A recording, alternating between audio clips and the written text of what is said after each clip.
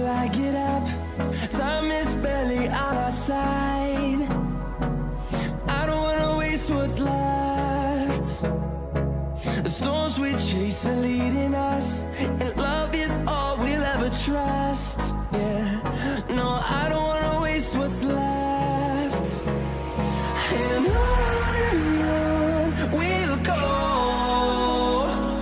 through the wastelands, through the highways, till my shadow turns to sun rays. And on we'll go, through the wastelands, through the highways, and on we'll go.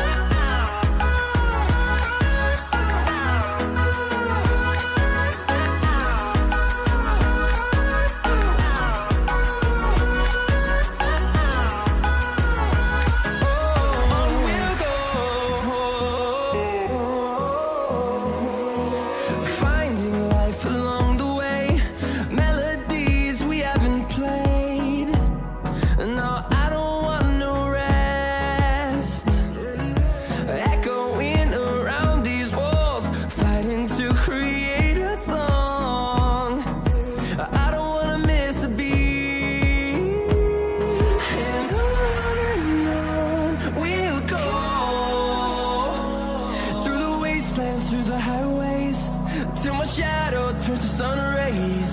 And on we'll go, through the wastelands, through the highways, and on we'll go.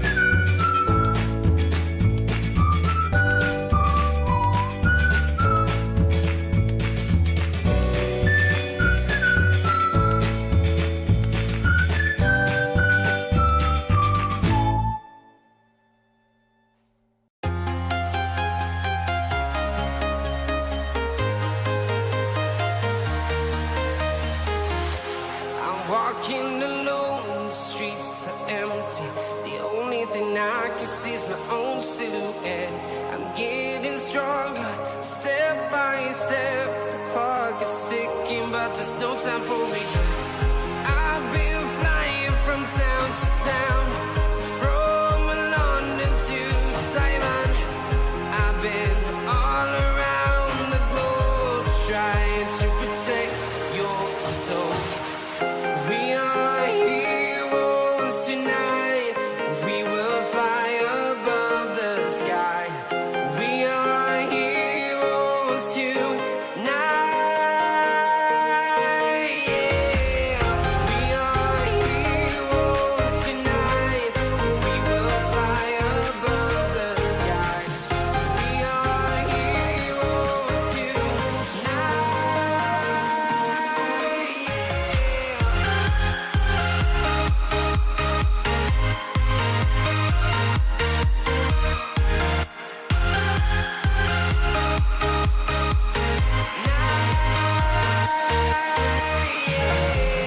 Feel like a dynamite, ready to explode right up in the sky.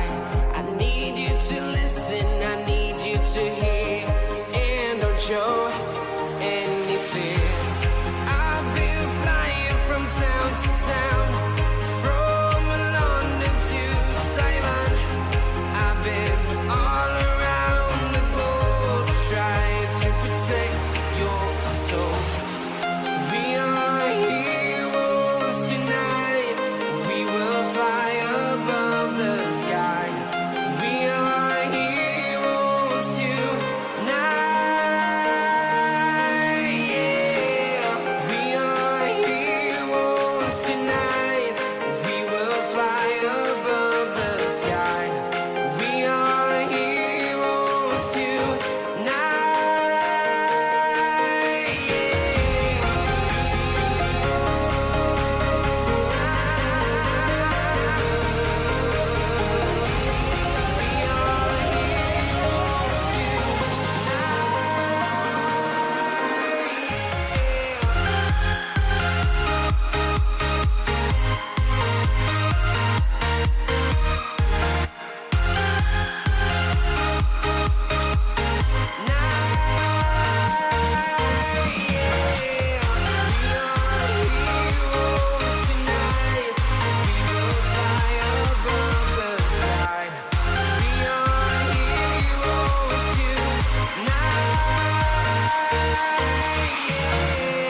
I've been flying from town to town, from London to Taiwan. I've been all around the globe trying to protect your soul.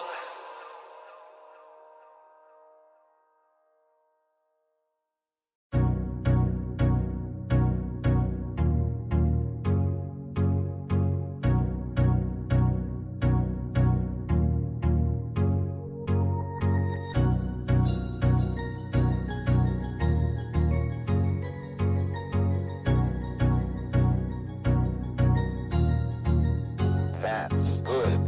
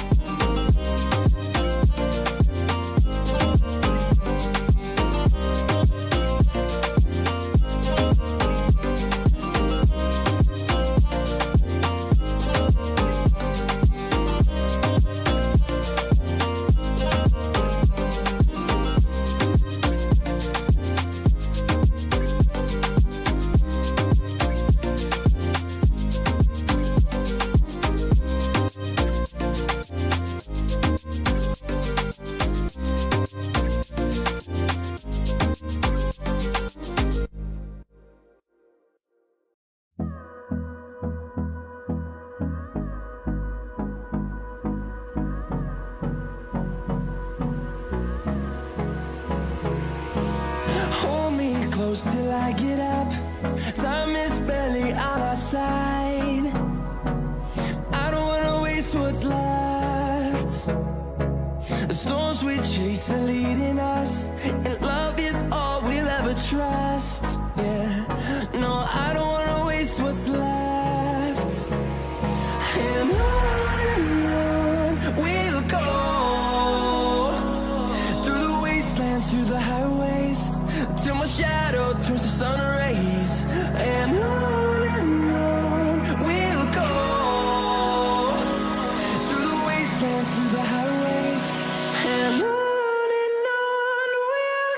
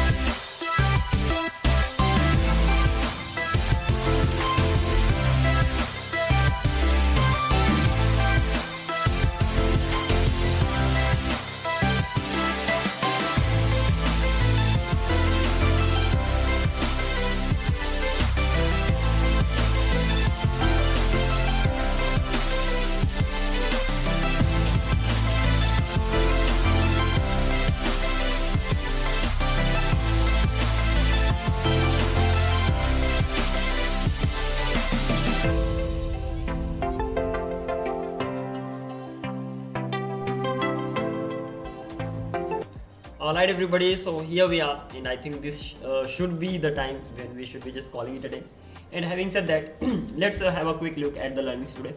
I was mainly learning about Pydantic because overall I had learned about everything like basic Pythons, including OOPS, including file management and all the basic things related to string, list, dictionaries, tuples, sets, functions, and OOPS, and whatever the file system. I've learned about all these things. Then I just thought of starting the Gen AI thing. So it got done yesterday, and before even starting the Gen AI thing, I wanted to learn about Pydantic. This is nothing but a validation, like a validation library. Just the way we have Zod, we have Joy in JavaScript, and similarly we have this over here. So that's not really a big thing. It does the same job, just the pattern is the writing way is different, but overall the thing is the same.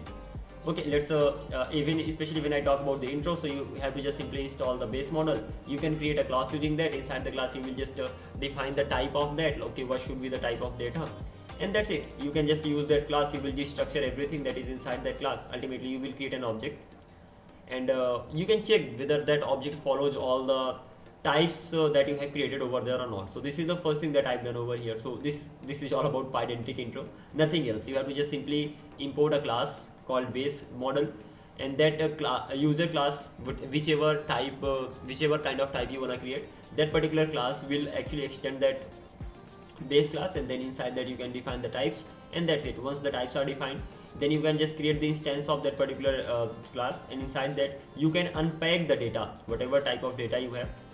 Just a minute, let me close this. So whatever type of data you have, here I have input data, so I'm just simply unpacking the data using this double asterisks and all. So this is how you can just simply go ahead. Then I learned about typing and Pydantic because look, from Pydantic you get the base model, and inside base model you have base classes, I must say, base types, like you have string, you have integer, you have float, you have boolean, all these things. But you do not have list, you do not have dictionary, you do not have optional and all. These things come from where? These things come from typing. So there are two libraries, I must say. Yeah, two modules. First one is Pydantic. Pydantic gives you just the basic types. Then the more advanced type you can get from typing. Typing gives you list, dictionaries, optional, etc. And once you got them, then you can combine them too. So suppose I have a cart, and over here user ID is type of string, then I have items. Item is the list, and list of what? List of strings. So this is how you can keep it. And then I have quantities. Quantity is a dictionary where the value, the key is going to be string and the value is going to be the integer. So the key in the sense the name of that particular product, and the integer, of course, that's gonna be the quantity of that. So this is how we actually use both, like Pydantic as well as typing. Similarly, one more example I have over here. Title string, content string, that's okay. When it comes to image URL, so image URL is optional over here. Again, optional, where it's coming from? It's coming from typing module. And again, if first of all this is gonna be optional, and in case if it exists, then that's gonna be the type of string. Again, if it is optional, that means it is none. So either it is none, or if it is actually exists, then that's gonna be type of string. So then we learned about typing plus Pydantic. So first of all, Pydantic intro, simple as it is. Pydantic plus typing, again related to typing stuff. Ultimately your main goal is on validating the things, whatever kind of data you have. How will you make sure that okay, the data has the same type? So if you have worked with TypeScript, forget about TypeScript. If you have ever worked with JavaScript, and over there you have used Joy, or you have used Zod, or what else? Is there anything else? I'm not sure. These are the two ones that I know. Maybe there is one more, I forgot. Never mind. So you will easily get it. Then let's go ahead with this field. What this do? Look, you get, so far you got only simple things. You got string, you got list, you got dictionaries and all, just direct types. If you want to check deeper, okay, this is type string, but on top of that, what is the length? What is the what is the length? And what is, how long, how much length it should be, how much length it should not be, something like that. So you can just continue with that too. So field means you can dig deeper into that. You can check, you can just add more validation on top of that, and that's it. So over here what I'm doing, I have class employee, I'm importing, extending the base class, as simple as that. Then I have an ID, and that is the type of integer. Then I have name. Name is the type of string, but on top of that I want to validate it more. I want to check more things. So I am using field over there, and inside field I have some of the values, and using this I can check whether it is inside that particular criteria that I want it to be or not. So first of all, I have triple dots. Really important thing. In Zod we have required, but over here these are triple dots. So triple dot means it is required. This is crazy thing, but yeah, crazy for me too, because this is the first time that I'm learning it. But triple dot means it is required. If you don't use triple dot, it's going to be optional whether you provide it or not. But ultimately, triple dot means it is required. Okay, then minimum length, max length, you already know. Description and employees, these things are just extra metadata kind of thing you are providing, so that it's easy to just recognize that and know more about that, as simple as that. Then you have department. Department is gonna be type of string, and that is optional. Like if you don't provide what department from your own side, so by default it will have a general property. Like optional in the sense you don't need to provide that. By default it will have general type, general department, and if you actually provide that, so that's gonna be the type of string. And then we have salary. Salary is gonna be the type of float. Again, you are using field. Why? Because you want to add more validation on top of that. So first of all, you are making it required that float must, like salary must exist there. Salary cannot be greater than 10,000, and salary cannot be less than 1 lakh. Sorry, GE stands for greater than or equals to. That means salary can be greater than or equals to 10,000, and salary should be less than 1 lakh or 1 lakh. Yeah. 1000 multiplied by 1000, so it should be less than 1 lakh and all. Description, annual, whatever, you can even provide the example and all. So this much you've done over here. And then we learned about regex. Again, if you have worked with any language, so you must know that whenever the user signs up with email, using regex only we validate that okay, this is the right email or not. Even if there is a URL, if you want to check whether that URL is right or not, over there you use regex. Regex stands for regular expressions and all. So the same thing is happening over here. So ultimately what I mean that just way of writing is different, things are same, you are still validating the things over there. And that is why when I learned, I said okay, whenever I need it, I'll come back to my notes, I'll just get the reference and I'll get it done. So once you have learned one language, learning another language becomes easy, because ultimately same things are repeating, just writing way is different. So thumbs up. Okay, by the way, let's go ahead. Not worried about it much, because it's okay, it's all about just basic stuff. So I have a class user, and it is extending base model, and then I have email, that is the type of string. Inside that, first of all I'm making sure that it is required, and then I'm providing it the regex. What will this regex do? This regex will simply check whether the email is right or not. It will check whether all the small letters, all the capital letters and the numbers are included inside that or not. There is @ or not inside the email. There is dot or not. As simple as that. Okay, so this is the regex for the email. Where will you get it from? From Google, of course, as simple as that. Then the same way you can check your phone number, that the phone number should have only 1 to 9 numbers, it should not have characters and all. So the regex checks for that. Then you have integer. On top of that you are checking again that it should be required, it should be greater than or equals to 0. It cannot be greater, it should be greater than or equals to 0, or it should be less than less than or equals to 150, who can be, but never mind. And the description is as in 10 years, and discount same, you can just go with this. So far so good. And there is something called import RE, like RE module. It simply helps you check whether suppose you have a string, that string contains contains an email, or you wanna match that, or you wanna split. So it has some of the methods on it. It has match method, search method, find all, split, and sub. I'm not about sub, but these things are clear. Match means you have to match if it has a lot of content, whether this particular thing matches or not. Match means you have some kind of content and you have another content, you want to match them. If I'm not wrong, it does that job. Search means you can just simply search. Find all means you will be finding all of them. If there are many repetitions, you will be just getting all of them. Splitting means using one splitter, like split it by comma, split it by plus and all. You can just split it. Sub means I don't know. What is the use of sub in RE module in Python? RE sub function for substituting occurrence of a pattern within a single string, new string one. Substituting, it substitutes it. Okay. How it does that? I have pattern repel string count flags. One simple example, the quick brown fox jumps over the lazy dog. Okay, then r dog cat text. So print a new text. Okay, it substitutes it. Ultimately, it removes that. And when it comes to the new text, so when it comes to substituting that, so it substituted this and it substituted this with the particular text. So what was the text that I had? This was the text, and I am substituting dog with cat.